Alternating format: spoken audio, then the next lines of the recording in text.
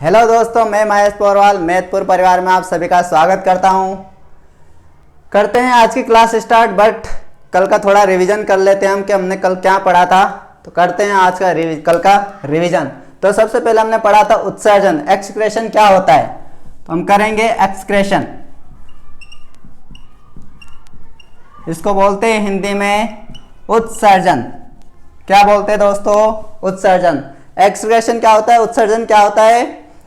हमारे शरीर के अंदर बनने वाले सभी वेस्ट मटेरियल जिनको किसी ना किसी फॉर्म में हमारे शरीर से बाहर करना ही हम उत्सर्जन कहलाता है। चाहे यह किसी फॉर्म में हो या गैसेस के फॉर्म में हो, नाइट्रोजनस पदार्थ के रूप में हो, या किसी भी फॉर्म में हमारे शरीर से इनका बाहर निकलना ही उत्सर्जन कहलाता है। मैंने बताया कौन कौन से निकलते हैं।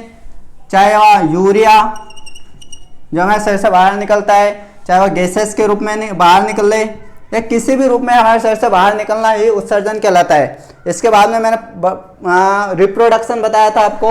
रिप्रोडक्शन क्या होता है? प्रजनन।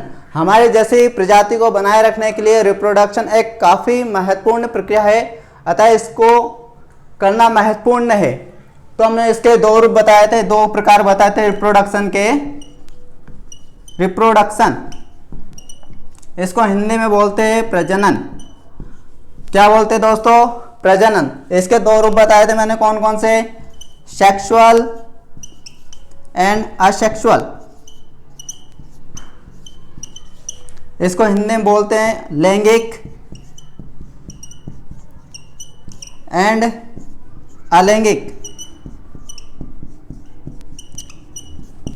ठीक है दोस्तों, आया समझ में? लैंगिक क्या होता है? इसमें सेक्सुअल करने के लिए, प्रजनन करने के लिए पार्टनर की आवश्यकता होती है।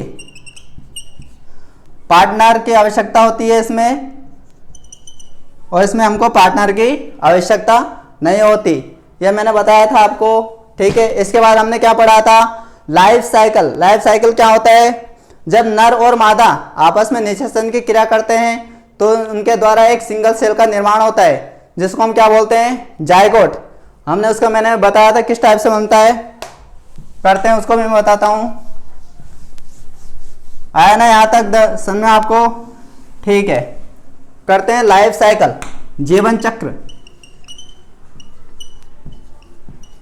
लाइफ साइकिल, इसको हिंदी में बोलते हैं जीवन चक्र। जीवन चक्र, जब मेल और फीमेल आपस में फर्मेंटेशन की क्रिया करते हैं, निषेचन की क्रिया करते हैं, तो उनके द्वारा एक सिंगल सेल का निर्माण होता है, जिसको बोलते हैं जायगोट। सिंगल सेल को क्या बोलते हैं हम? जायगोट। जायगोट से किसका निर्माण होता है? एम्ब्रियो। एम्ब्रियो, एम्ब्रियो से बनता है हमारा फीटस। एम्ब्रियो से बनता है फीटस। फीटस से चाइल्डहुड, न्यूबॉर्न बेबी का यहाँ पे विकास हो जाता है, बन जाता है चाइल्डहुड बेबी, या न्यूबॉर्न बेबी भी बोल सकते हैं। यहाँ बेबी का विकास हो जाता है। इसके बाद हमने पढ़ा था किशोरावस्था। किशोरावस्था आती है, प्यूबर्टी। ठीक है, प्यूबर्टी आती है यहाँ पे। इसको बोलते हैं हिंदी में किशोरावस्था।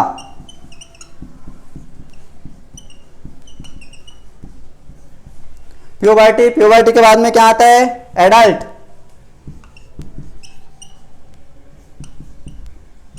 युवा, जब हम बड़े हो जाते हैं लगभग 18 ईयर के, तो उसको बोलते हैं एडल्ट। उसके बाद ओल्ड एज।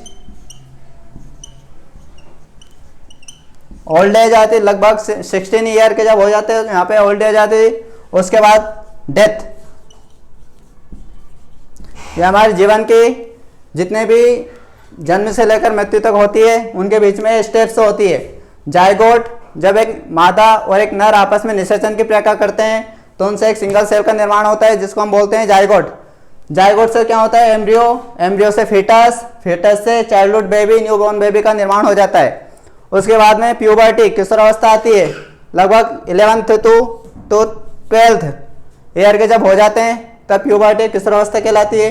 जब एडल्ट 18 ईयर के ऊपर हो जाते हैं तो उसको बोलते हैं हम एडल्ट। एडल्ट से ओल्ड एज, समथिंग लगभग इसका 60 ईयर 60 ईयर हो जाते हैं तब यहाँ पे एडल्ट हो जाते हैं, और 60 ईयर के ऊपर जितने भी आप जी सकते हो वहाँ पे डेथ हो जाती है। ठीक है, यहाँ तक मैंने कल बताया था आपको। उसके बाद में नया चैप्टर स्टार्ट किया था, एक यूनिट स्टार्ट की थी हमने, टैक्सोनॉमी। टैक्सोनॉमी क्या होता है? टैक्सो का मतलब मैंने बताया था आपको ग्रुप, समूह, और नॉमी का मतलब होता है नेमिंग करना, समूह की नेमिंग करना, यह हमारा टैक्सोनॉमी कहलाता है। ठीक है, टैक्सोनॉमी, इसको हिंदी में बोलते हैं वर्गीकी। ठीक है, आया समझ में दोस्तों? वर्गीकी, टैक्सोनॉमी, इसको मैंने एक यहाँ पे इसके बारे में बताया था। इसकी 3 स्टेप होती है, कौन कौन सी? आइडेंटिफिकेशन,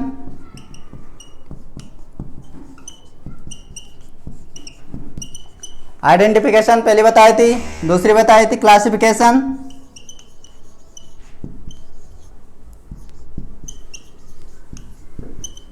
और तीसरी बताई थी नोमेनक्लेचर।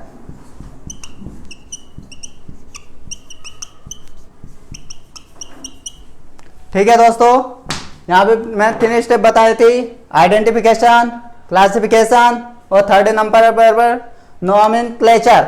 इनको हिंदी में बोलते हैं, आइडेंटिफिकेशन करना मतलब उसकी पहचान करना। ठीक है, क्लासिफिकेशन मतलब वर्गीकरण, उसका वर्गीकरण करना, वह किस टाइप से दिखाई देता है, उसका रंग किस टाइप से, उसका कलर, डिफरेंट कलर के होते हैं बहुत सारे। ठीक है, उसका और उसका नामकरण करना। जब हम उसकी पहचान कर लेते हैं, उसका वर्गीकरण कर लेते हैं, उसके बाद हम क्या करते हैं? नामकरण, नोमेनक्लेचर। ठीक है, इसके बाद में एक वैज्ञानिक का नाम बताया था, कार्ल लिनियस। कार्ल लिनियस वैज्ञानिक का नाम बताया था। इनके द्वारा लिखी गई एक कौन सी बुक मैंने बताई थी? सिस्टेमा नेचुरी। सिस्टेमा नेचुरी। ठीक है, ये सिस्टेमा नेचुरी जो टैक्सोनॉमी के ऊपर लिखी गई पहली बुक सिस्टेमा नेचुरी। ठीक है, जो कार्ल लिनियस द्वारा लिखी गई है। कार्ल लिनियस को ही बोलते हैं हम टैक्सोनॉमी का जनक या पितामह। किसे बोला जाता है? कार्ल लिनियस को। इनके द्वारा दिए गए 2 किंगडम, कौन कौन से? प्लांट किंगडम और एनिमल किंगडम। तो हमसे वहां पे सवाल पूछते हैं, 2 जगत का वर्गीकरण किसने दिया था? 2 जगत का वर्गीकरण, 2 किंगडम क्लासिफिकेशन किसके द्वारा दिया गया था? 2 किंगडम क्लासिफिकेशन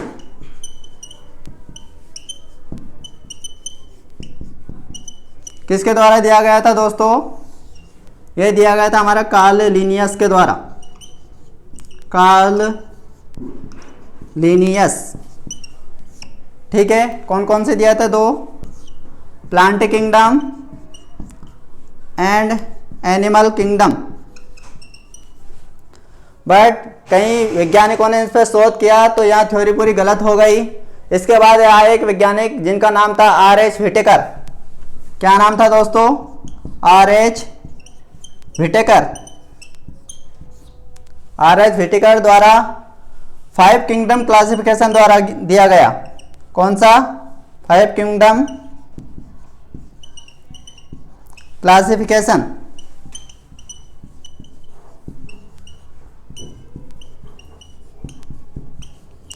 यहां से हमारे एग्जाम में क्वेश्चन बनता है 5 किंगडम क्लासिफिकेशन किसके द्वारा दिया गया?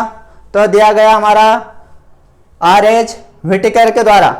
ठीक है, सॉरी यहाँ पे किंगडम जी मैं भूल जाता हूँ, कभी कभी गलती हो जाती है। तो हमारे यहाँ से एग्जाम में हर बार क्वेश्चन पूछा जाता है 5 किंगडम क्लासिफिकेशन किसके द्वारा दिया गया? तो हमारा आंसर क्या होगा? R.H. व्हिटेकर के द्वारा। तो ना 5 किंगडम क्लासिफिकेशन में कौन कौन से दिए उनको भी देख लेते हैं एक बार। रिवीजन, अभी रिवीजन चल रहा हमारा ये कल का, कि हमने कल क्या पढ़ा था। उसमें से हमने 2 पढ़ लिए थे 5 किंगडम क्लासिफिकेशन में से। मोनेरा, सेकंड नंबर पर बताया था मैंने प्रोटिस्टा, थर्ड नंबर पर फंगी, फंगी। फोर्थ नंबर पर प्लांटी और फिफ्थ नंबर पर एनिमेलिया। ये हमने देखे थे यहाँ पे, जिसमें से हमने दो पढ़ लिए थे, मोनेरा और प्रोटिस्टा। ये हमने दो कल कंप्लीट कर लिए थे। आज करेंगे थर्ड वाला, फंगी, प्लांटी और एनिमेलिया। तो करते हैं आज की क्लास स्टार्ट।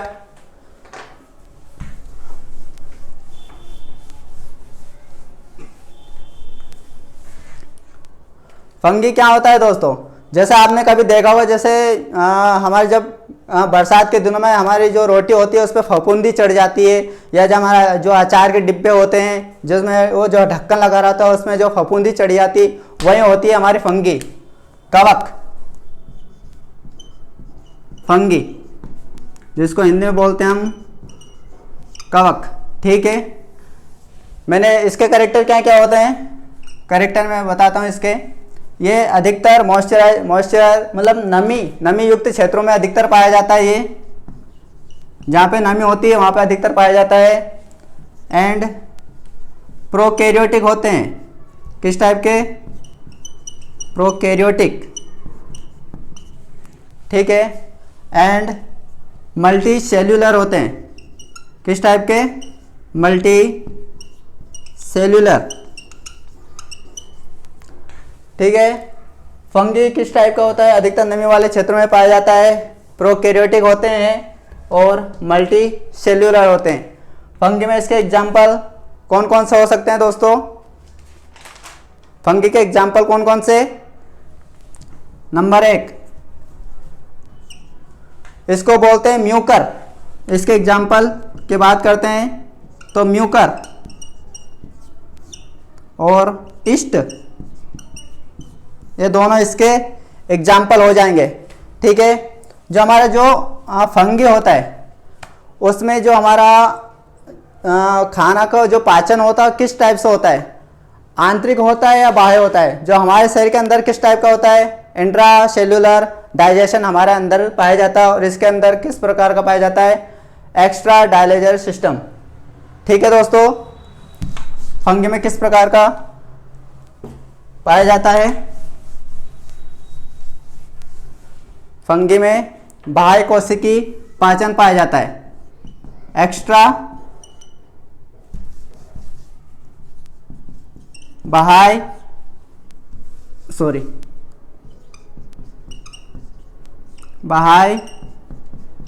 कोशिकीय पाचन। यहां से एग्जाम में क्वेश्चन बनता है बाह्य कोशिकीय पाचन किस में पाया जाता है, तो हमारा आंसर क्या होगा? फंगी। फंगी में किस प्रकार का पाचन पाया जाता है? बाह्य कोशिकीय पाचन। यहाँ पे ये हुआ। उसके बाद आया था हमारा प्लांटी। प्लांटी क्या होता है? प्लांटी के बारे में डिटेल पढ़ लेते हैं, करते हैं प्लांटी की बात। प्लांटी होता है पादप। ठीक है। प्लांटी क्या होता है? इसके कैरेक्टर क्या कौन कौन से? यह सर्वव्यापी होता है। सर्वव्यापी मतलब हर एक जगह पे पाया जाता है, उसको बोलते हैं हम सर्वव्यापी। यूकैरियोटिक, प्रोकैरियोटिक होता है, सॉरी, यूकैरियोटिक होता है।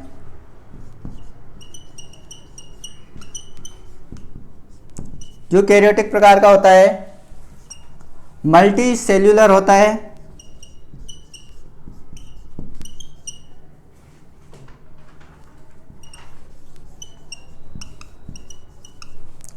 मल्टी सेलुलर मतलब बहुकोशिकीय। किसे बोलते हैं? बहुकोशिकीय। जिनका शरीर बहुत सारी कोशिकाओं से मिलकर बना होता है उनको बोलते हैं हम बहुकोशिकीय। ठीक है। अब इनका मेन कैरेक्टर क्या होता है? इसमें फोटोसिंथेसिस की प्रक्रिया होती है, प्रकाश संश्लेषण, फोटोसिंथेसिस।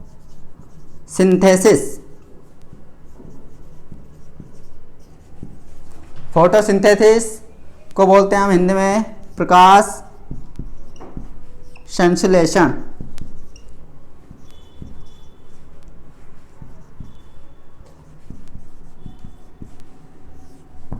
प्रकाश संश्लेषण की प्रक्रिया होती है पौधों में। ठीक है, अब एक मेन कैरेक्टर होता है इनका, इनमें कोशिका भित्ति पाई जाती है या नहीं। तो हमारा आंसर क्या होगा, हाँ इनमें कोशिका भित्ति पाई जाती है। जैसे मैंने वहाँ पे बताया था आपको कि जैसे हमारी सेल हो जाती है, सेल के अंदर यहाँ पे न्यूक्लियस होता है जिसके चारों ओर प्लाज्मा मेम्ब्रेन पाई जाती है। सेल मेम्ब्रेन भी बोलते हैं इसको हम, सेल मेम्ब्रेन या प्लाज्मा मेम्ब्रेन भी इसको हम बोलते हैं। ठीक है, सेल मेम्ब्रेन या प्लाज्मा मेम्ब्रेन, जिनके चारों ओर ऐसी कठोर एक झिल्ली पाई जाती है पौधों में, जिसको बोलते हैं हम सेल वॉल, कोशिका भित्ति।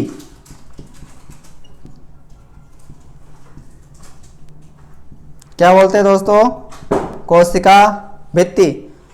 हमारे अंदर पाई जाती है? नहीं, हमारे अंदर एनिमल में कोशिका भित्ति नहीं पाई जाती। अब किस जंतु में, अब ये कोशिका भित्ति यहाँ से बनता है, इस कोशिका भित्ति इसमें पाई जाती है, बस ये किसकी बनी होती है? तो ये कोशिका भित्ति बनी होती है दोस्तों सेल्यूलोज की।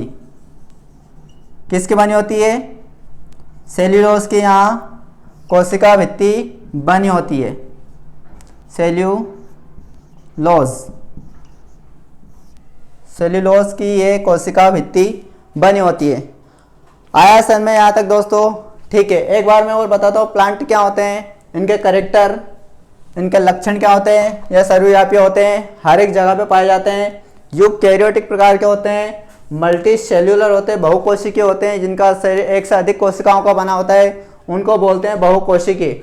फोटोसिंथेसिस की प्रोसेस होती है इनमें, प्रकाश संश्लेषण की प्रक्रिया होती है इनमें। एक इनके बाहर की ओर एक कोशिका भित्ति सेल वॉल पाई जाती है, सेल वॉल पाई जाती है, जो किसकी बनी होती है? सेल्यूलोज की, इसको बोलते हैं सेल्यूलोज की बनी होती है। ठीक है दोस्तों, यहाँ तक समझ में आया? अब किस किस में कोशिका भित्ति पाई जाती है ये देखते हैं हम। तो हमारे बैक्टीरिया में, ये थोड़ा मिटा देता हूँ, बैक्टीरिया में कोशिका भित्ति होती है। ये किसकी बनी होती है? Amino acid, amino acid plus carbohydrate, carbohydrate की ये बनी होती है। किसमें? बैक्टीरिया में। एक फंगी की कोशिका भित्ति किसकी बनी होती है? ये बनी होती है काइटिन,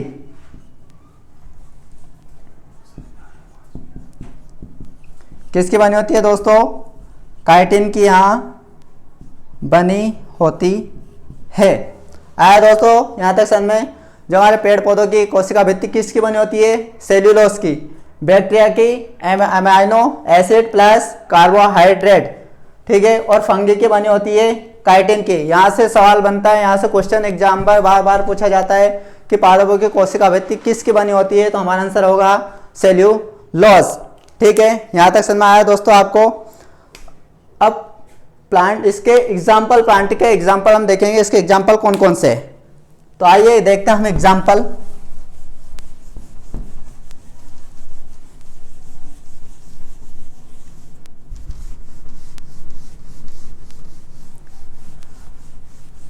आई होप आपको वीडियो समझ आ रहा होगा, पसंद आ रहा होगा। तो दोस्तों वीडियो अच्छा लगे तो प्लीज़ लाइक करना और आपके अपने दोस्तों को ज़्यादा से ज़्यादा शेयर करना ताकि वो भी इसका लाभ उठा सकें।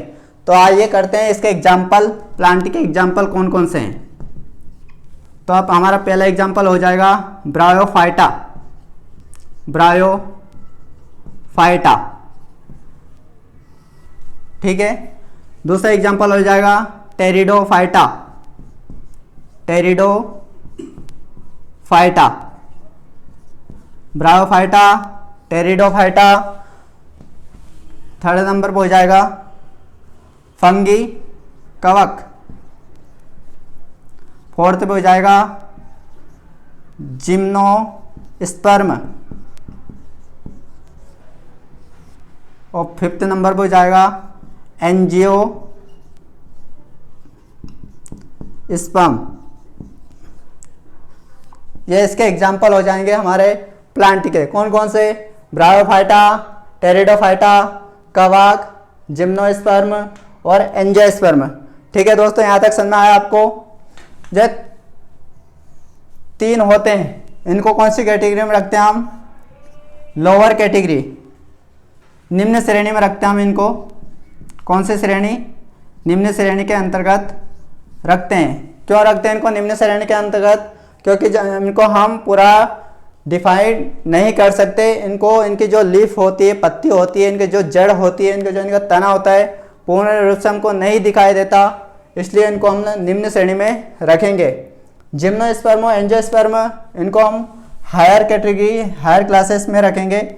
उच्च श्रेणी, उच्च श्रेणी के अंतर्गत हम इनको रखेंगे, क्योंकि जो इनके पत्ती होती है, जो इनका तना होता है, जो इनका फल होता है, उनको आसानी से हम विभाजित कर सकते हैं। जिम्नोस्पर्म के एग्जाम्पल कौन कौन से हैं? इसके एग्जाम्पल चीड़ एंड साइकस, चीड़ और साइकस। अब जिम्नोस्पर्म और एंजियोस्पर्म में इसके मतलब इसमें डिफरेंट क्या है कि जो चीड़ और साइकस के आपने कभी देखे होंगे, तो इसके जो फूड होते हैं, फ्रूट होते हैं, इनके आसपास कवरिंग नहीं होती। कवरिंग का मतलब आवरण, इनके फूल के आसपास कवरिंग नहीं होती। ठीक है। और एंजियोस्पर्म में क्या होता है? एंजियोस्पर्म जो इनके फूड होते हैं, इनके जो बीज होते हैं, बीज के चारों ओर कवरिंग पाई जाती है, आवरण पाया जाता है। जैसे हमारा बहुत सारे एग्जाम्पल हो जाएंगे, पर मैं 1-2 दे देता हूँ। जैसे मैंगो के चारों ओर हमारा आवरण होता है, हमारी कवरिंग होती है। ये हो गया हमारे यहाँ तक एंजियोस्पर्म एंड जिम्नोस्पर्म, ये भी बता दिया मैंने आपको। आया दोस्तों आपको यहाँ तक समझ में? प्लांट के एग्जाम्पल कौन कौन से? ब्रायोफाइटा, टेरिडोफाइटा, कवक, एंजियोस्पर्म एंड जिम्नोस्पर्म। ठीक है। जिम्नोस्पर्म के एग्जाम्पल चीड़ एंड साइकस, एंजियोस्पर्म के एग्जाम्पल हमारे मैंगो। इनको उच्च श्रेणी में रखते हैं, इनको निम्न श्रेणी में रखते हैं। ठीक है दोस्तों, यहाँ तक आपको समझ में आया? अब आगे हम पढ़ते हैं 5th नंबर का बचा हुआ है एनिमल किंगडम। तो चलिए करते हैं एनिमल किंगडम को कंप्लीट। जंतु जगत, जिसको हिंदी में बोला जाता है जंतु जगत, एनिमेलिया, जिसको बोलते हैं जंतु जगत। ठीक है। जंतु जगत, इनके कैरेक्टर कौन कौन से हैं? सर्वव्यापी होते हैं, सर्वव्यापी होते हैं, सभी जगहों में आसानी से उपलब्ध होते हैं। ठीक है। यूकैरियोटिक होते हैं, यूकैरियोटिक प्रकार के होते हैं। मल्टी सेल्यूलर होते हैं,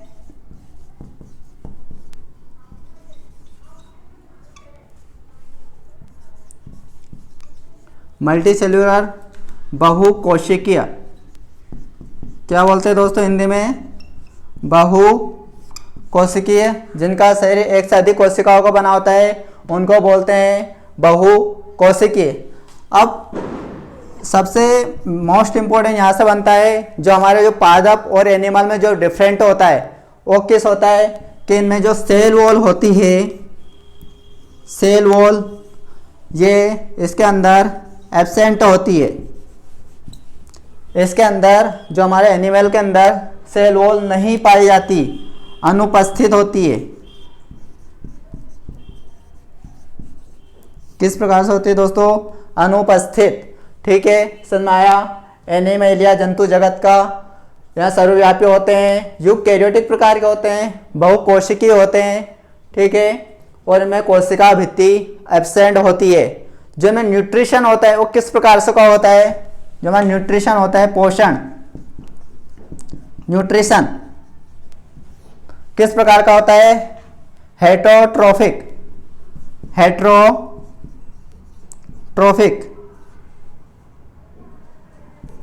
हेटरोट्रोफिक, हेटरोट्रोफिक प्रकार का इसमें न्यूट्रिशन होता है, जिसको बोलते हैं हम हिंदी में परपोषण, परपोषित प्रकार का इनमें न्यूट्रिशन होता है। अब मैंने वहाँ पे आपको बताया था कि 2 किंगडम क्लासिफिकेशन किसने दिया, 5 किंगडम क्लासिफिकेशन किसने दिया, और एक और वैज्ञानिक आए थे अर्नेस्ट हैकल, जिनके द्वारा दिया गया 3 किंगडम क्लासिफिकेशन। कौन कौन सा? 3 किंगडम क्लासिफिकेशन के अंतर्गत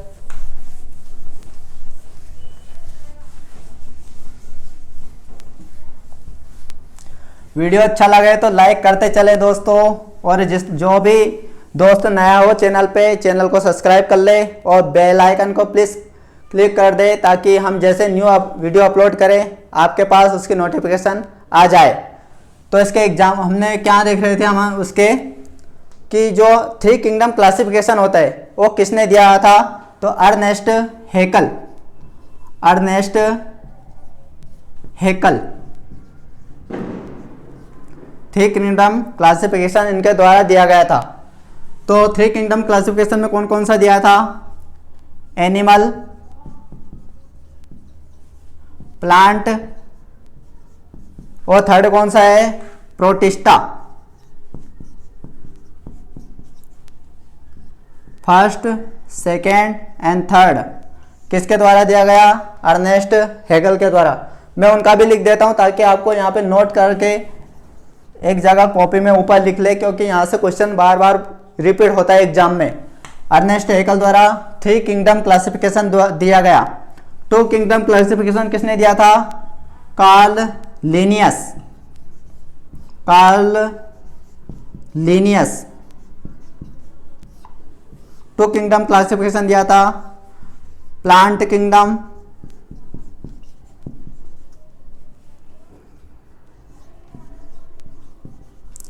second animal kingdom,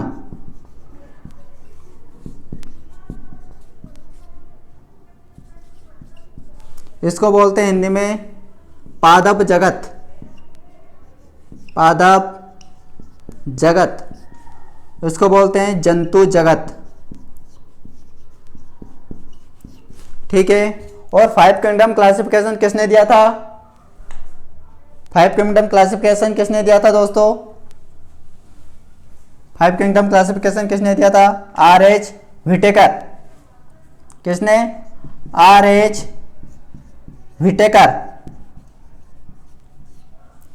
5 kingdom classification दिया था।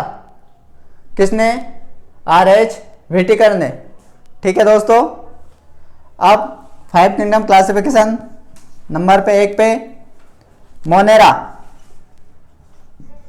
Monera, second protista,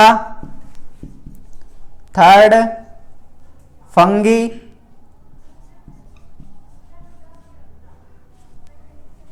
fungi, 4th number पर प्लांटी,